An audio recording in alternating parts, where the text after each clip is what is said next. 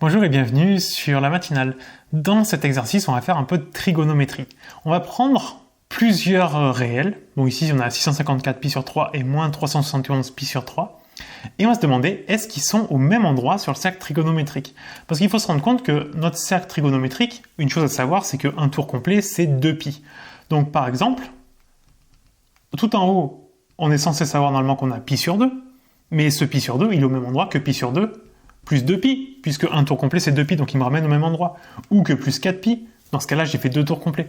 Donc c'est pas parce qu'on n'a pas les mêmes valeurs qu'ils vont pas forcément être au même endroit. C'est possible. On va voir deux techniques pour voir est-ce que les deux points sont au même endroit.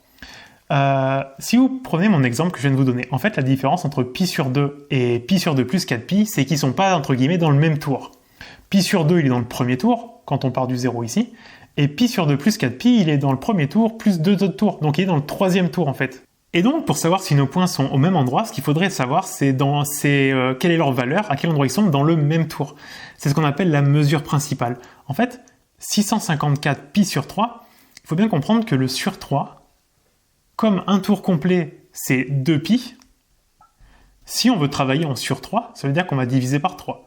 Mais donc, si je divise par 3, je fais x3 en même temps. Ce qui veut dire que dans un tour, en fait, je vais faire des parts de pi sur 3. Et au total, dans un tour, j'en ai 6. Donc, nous, des parts, on en veut 654. Ce qu'on va faire, c'est que si je fais un tour, j'ai fait 6 parts. Si je fais 2 tours, je fais 12 parts. Donc, clairement, il y a pas mal de tours qui servent à rien, qui me ramènent au même endroit. Le but, ça va être de déterminer combien il y a de tours inutiles. Pour ça, on va diviser le nombre de parts qu'on veut par le nombre de parts qu'il y a dans un tour. 6 fois 100 ça fait 600 et 6 fois 9 54 donc ça fait 109.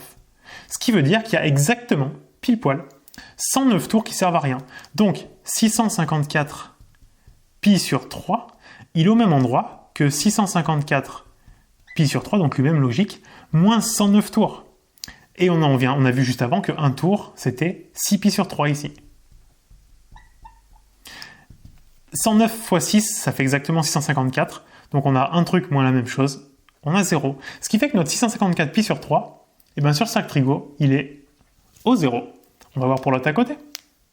Pour l'autre à côté, on va faire la même chose. Des parts, on en veut moins 371, divisé par 6. Alors là par contre, comme ça finit par un 1, clairement ça va pas tomber juste. Là on va regarder la calculatrice, combien est-ce que ça donne. À la calculatrice, on obtient environ 61,8. Quand vous avez un nombre à virgule comme ça, vous arrondissez à l'entier le plus proche. Ici, le plus près, c'est 62. Ce qui veut dire qu'il y a 62 tours inutiles. Mais attention, on est à moins 371 pi sur 3. On était en très négatif. Si on fait une sorte de droite graduée, on a le 0 ici. Tout à l'heure, notre 654, il était là. Donc pour revenir très proche du 0 du départ, il fallait enlever des tours. Mais là, comme on est à moins 371, il va falloir ajouter des tours pour revenir au départ. Donc ça, on va faire plus 62 tours. Et on a vu qu'un tour, c'était 6 pi sur 3. 62 fois 6 pi sur 3. Alors, 6 fois 62, 6 fois 60, ça fait 360. Ça fait 372.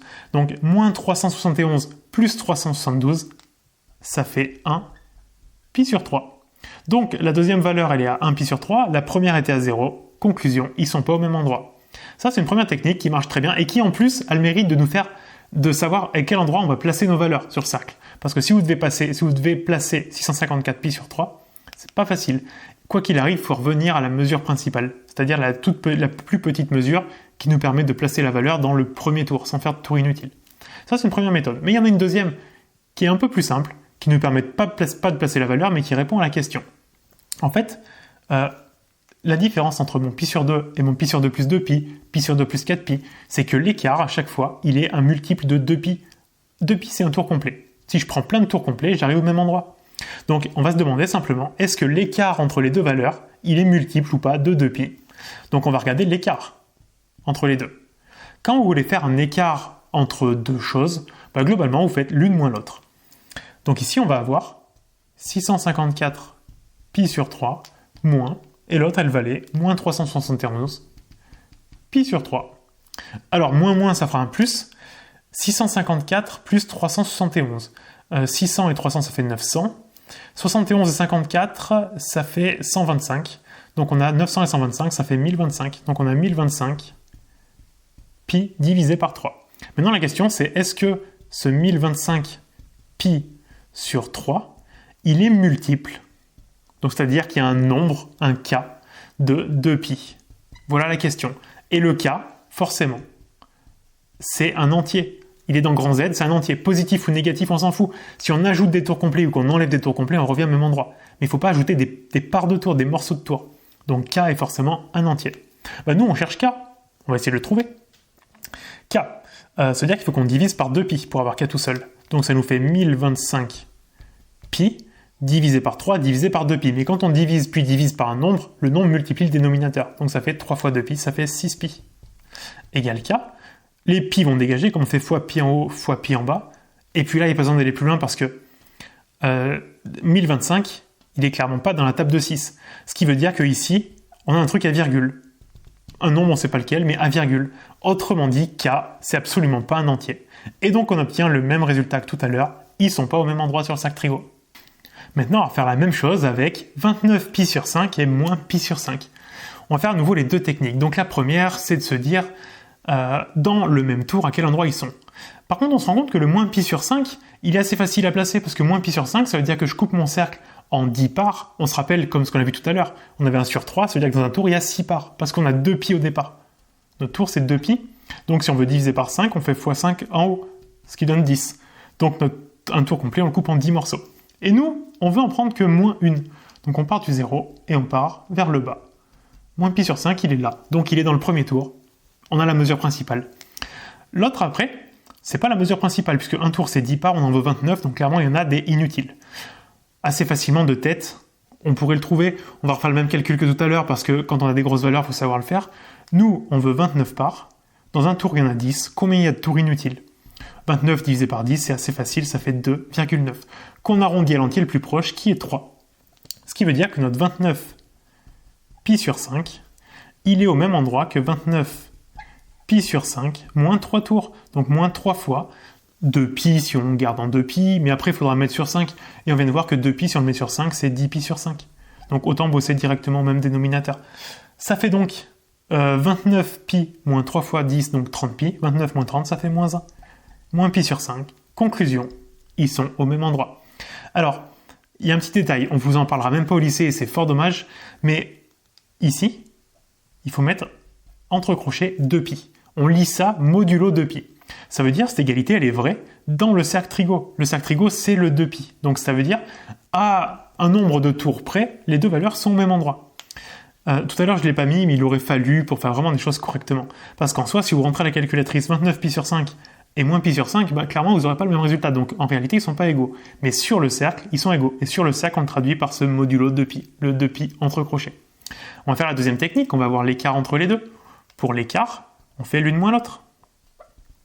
Ça fait donc 29 pi sur 5, moins pi sur 5, donc plus pi sur 5, qui donne donc 30 pi sur 5, qu'on peut simplifier d'ailleurs, parce que 30 sur 5, ça fait 6, on a 6 pi. Est-ce que 6 pi, c'est multiple de 2 pi ? Oui. C'est égal à 3 fois 2 pi. Autrement dit, les deux valeurs sont exactement au même endroit, simplement elles ont 3 tours d'écart. Voilà ce qu'on vient de trouver. Et donc, on a prouvé une deuxième fois qu'elles sont au même endroit. Et pour terminer, on va comparer 546 pi sur 3 et 752 pi sur 4. Alors ici, la première idée un peu bête, ce serait de se dire, ils n'ont pas le même dénominateur, ils ne peuvent pas être au même endroit. Pourquoi pas ? Ils pourraient très bien tous les deux tomber au début, parce que les deux nombres vont démarrer au 0. Ils vont faire des tours complets, on ne sait pas combien, ou pas d'ailleurs, mais s'ils font tous les deux des tours complets, ils retomberont au 0. Donc la première idée un peu bête, c'est de se dire, il n'y a pas le même dénominateur, ils ne sont pas au même endroit. On ne sait pas. On va faire à nouveau nos deux techniques. Ici, on divise par 3, là on divise par 4. Donc pour le premier, dans un tour, si on divise par 3, ça veut dire qu'il y a 6 parts. Donc notre 546, on va le diviser par 6. 546 par 6, pour la 600, il nous manque 54, c'est-à-dire 6 fois 9.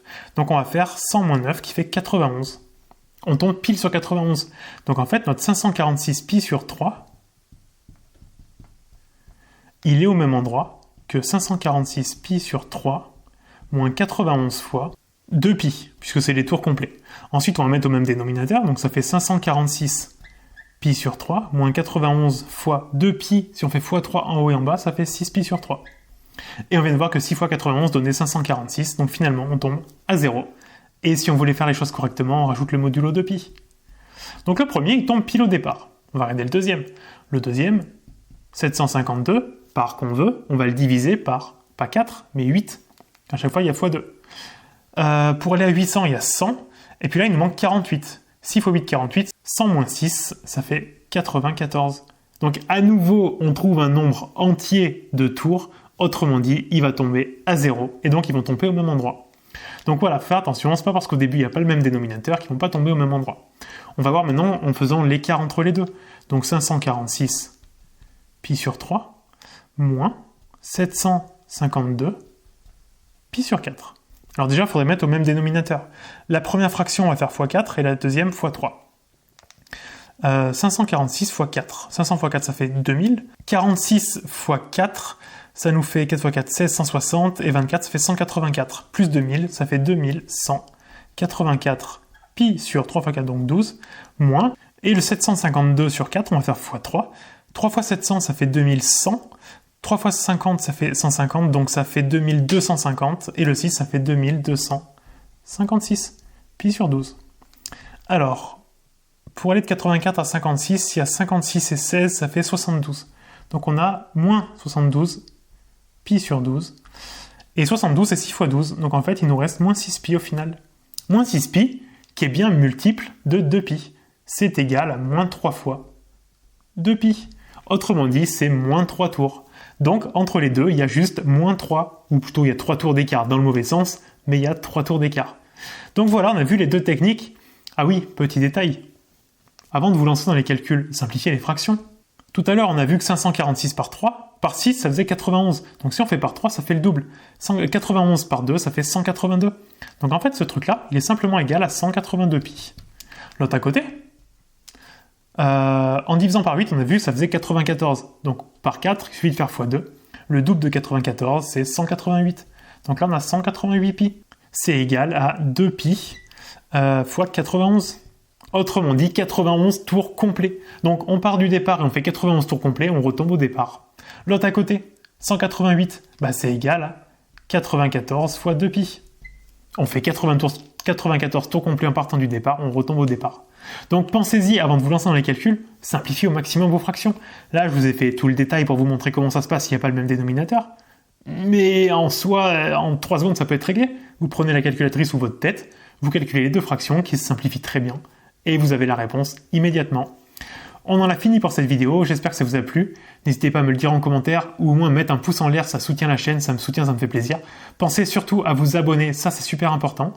Et aussi, dans la description, je vous mets mon programme Mathgenius. Mathgenius, c'est le programme pour vous permettre de réussir en maths en première et en terminale. Je vous ai détaillé l'intégralité du programme vraiment de manière très simplifiée, mais en expliquant toutes les notions, on va en profondeur, on rate rien. Vous aurez aussi accès aux exercices qu'il faut maîtriser à 100% pour réussir n'importe quel contrôle, n'importe quel examen, le bac, etc. Et vous aurez aussi la possibilité de me poser vos questions par chat directement dans le programme, quand vous voulez dans la semaine, donc ça c'est super important. Si vous avez un problème, une question, quoi que ce soit, vous me demandez. Et je vous réponds assez rapidement. Donc je vous mets tout en description, je vous laisse y regarder et je vous dis à bientôt pour une prochaine vidéo.